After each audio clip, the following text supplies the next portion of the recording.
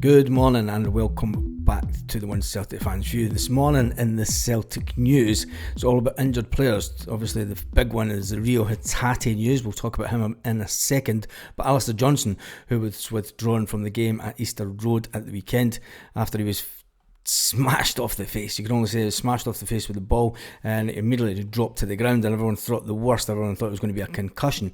He did try to carry on till the 26th minute, but then he went down again, and everyone feared for the worst, because if it was a concussion, the guidelines are that he misses out the next 2 or 3 games. But it has been reported this morning that he will be fined for Wednesday's visit to St Mirren at Celtic Park, a game that is now going to be live on pay-per-view if you're not managing to get to the game, which is great for Celtic fans.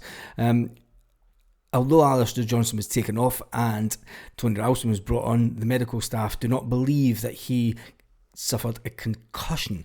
It was more the pain in his jaw, and gladly he will be back and fit for the game at midweek.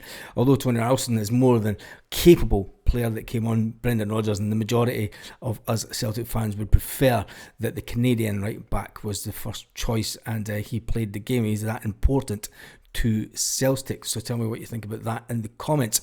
Obviously, the big news of the day is Reo Hatate. It's a massive blow for Celtic.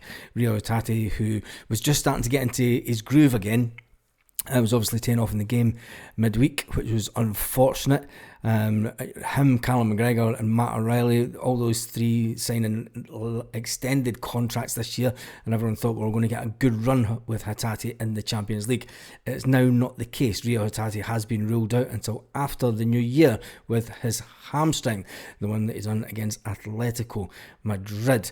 It's unfortunate for the player. He's now going to be out for such a long time. It's unfortunate for Celtic. We now have to make sure that Paulo Bernardo or Iwata, tell me your choice, that is Paulo Bernardo the player that will step into the shoes of Reo Hatate, or will Iwata get the nod? Tell me what you think about that after the weekend's game, with Paulo getting taken off around about the 60-minute mark. Now looking forward to the game on Wednesday, which is the 1st of November. The Celtic host St Mirren, a game that is not going to be on Sky. We're all getting a bit frustrated with the lack of games that Sky are shown when it comes to regards to Celtic, because obviously as Celtic fans want to see as much of our team as possible. But Celtic have announced that there will be a new pay-per-view option for the game on Wednesday against St Mirren. They put out a tweet saying Celtic are back in paradise on Wednesday, November 1st for the clash against St Mirren with a 7:45pm kickoff. Can't be there? Watch it live on pay-per-view in the UK and Ireland. Don't miss out. It is going to cost you a fee of £12.99 for fans inside the UK and Ireland, so that they can watch the match.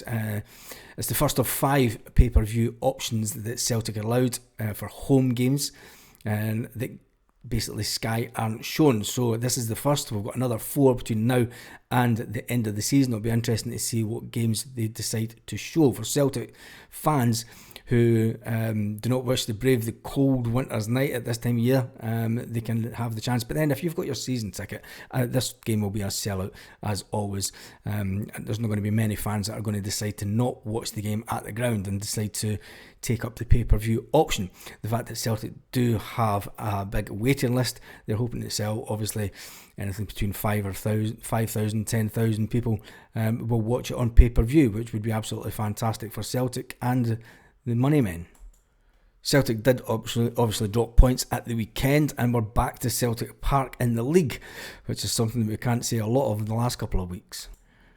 Obviously, looking back over the games at the weekend, Chris Sutton loves to mock the Sevconians, the Rangers, and then he took a jibe at the one and only that he always loves giving it to, Robbie Savage. Robbie Savage is a man that never played for Rangers, never played in Scotland, but he's a cheerleader. He's a complete cheerleader for the Sevconians. Sutton was quick off the mark to tell Robbie Savage on the BBC 606 phone-in show that Rangers were just awarded a penalty. Not one, but 2 by John Beaton. Remember, John Beaton is the referee that was pictured inside a Rangers pub after I'm sure it was after a Celtic Rangers game, but he was pictured inside a Rangers pub a few years back. And the fact that they were awarded a penalty on the 90th minute. And the 90th minute, and you could see it coming. It was always going to come. This penalty. Rangers, of course, Beaton wasn't going to allow to get beat even. And then the Hearts player decides to pull the jumper in the extra time. Never done it the whole game, but he decided to pull the jumper of a Rangers player, and it was a penalty. And then obviously they scored the goal late on, which they ended up winning late. Now, we're all for late goals, and we do that a lot at Celtic, but the fact that they were awarded two softish penalties, I mean, I would say the first one, Goldilocks goes down, and it's a rather soft penalty, you would say that, but they did miss their first one. But they were obviously awarded a second one, and the penalty bingo that is online. I wonder who won the exact moment of that. You would never have guessed it had been in the 90th minute, that's for sure. Now, the last Celtic news story of the day, there was obviously a lot of speculation about Louis Palma. Louis Palma has had a brilliant start to his Celtic career, although it was starting later in the season. With his performance against Atletico Madrid, his old manager has tipped him for a move to the Little Liga Giants. Now, it's all just speculation, it's just someone having their opinion. And this channel is called The One Celtic Fans View, but we'll talk about it slightly.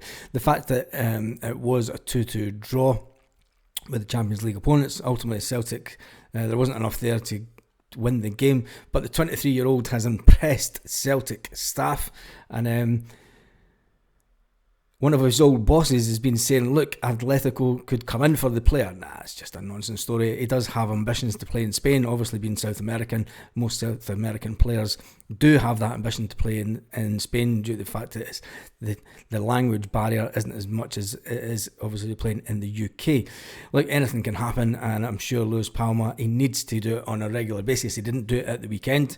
There was not many players got past match at the weekend, but it was a performance that, let's say, it was a bit of a hangover at the weekend. Will Luis Palma ever get his move to Spain? Well, if he does, I don't think it'll be Atletico Madrid or Real Madrid anytime soon.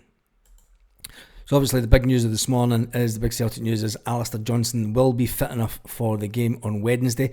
Remember, that game is going to be live on Celtic pay-per-view. You can get that through the Celtic website, and it will cost you £12.99. Reo Hatate is out. He is out. It's confirmed that he has sustained a hamstring tear, and that will keep him out until the new year, which is devastating for Celtic, because obviously you want your best players to play in the Champions League. Suffering that in the opening minutes of the game in the Champions League, and then bringing on Paulo Bernardo, it wasn't ideal for Celtic. Just as he's getting back to some kind of full fitness after the previous injury that he had, it does seem to be that it's going to be a bad season for Reo Hatate injury wise. I mean, that's two injuries that he's had quite quick into the season, and he's now ruled out until January. So tell me your thoughts on that in the comment. Who will step up to the mark in the Celtic midfield? Who do you think will step up to the mark? Will it be Paulo Bernardo, or will it be Iwata, or maybe someone different? We don't know. On that note, have a fantastic day, Celtic fans all around the world. Roll up to the party, roll up to the party, roll up to the party, roll